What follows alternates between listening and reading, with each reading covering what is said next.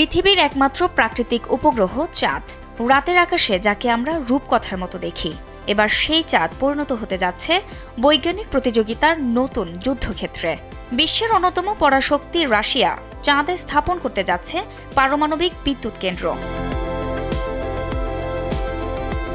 1961 সালে Soviet নভোচারী Yuri Gagarin প্রথম মানুষ হিসেবে মহাকাশে যাওয়ার পর থেকে রাশিয়া মহাকাশ গবেষণায় নিজেদের শীর্ষ শক্তি হিসেবে গর্ব করে আসছে।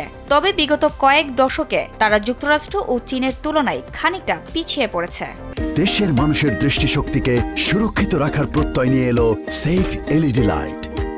2023 সালের আগস্টে রাশিয়ার লুনা 25 মিশন চাঁদের বুকে অবতরণের সময় আছড়ে পড়লে দেশটির মহাকাশ পরিকল্পনা বড় ধাক্কা খায়। এই সময় মার্কিন ধনকুবের ইলন মাস্কের স্পেস এক্স মহাকাশ উৎক্ষেপণের ক্ষেত্রে বিপ্লব ঘটিয়ে সেখানে একসময় রাশিয়ার একচেটিয়া আধিপত্য ছিল।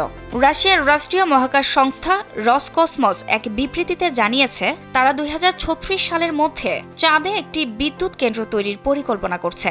এজন্য তারা নোভোচকির অ্যাসোসিয়েশন নামে একটি মহাকাশ সংস্থার সঙ্গে চুক্তিও স্বাক্ষর করেছে।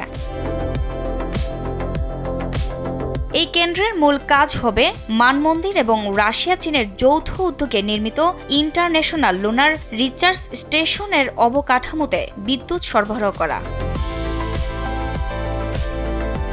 এই প্রকল্পে রাশিয়ার রাষ্ট্রীয় পারমাণবিক সংস্থা রোসাটম এবং দেশটির প্রধান পারমাণবিক গবেষণা প্রতিষ্ঠান কুরচাতভ ইনস্টিটিউট যুক্ত রয়েছে।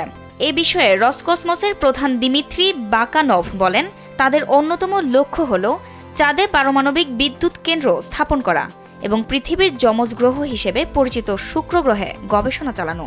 এজন্য তারা লাভোঝকিন অ্যাসোসিয়েশন নামে একটি মহাকাশ সংস্থার সঙ্গে চুক্তিও স্বাক্ষর করেছে।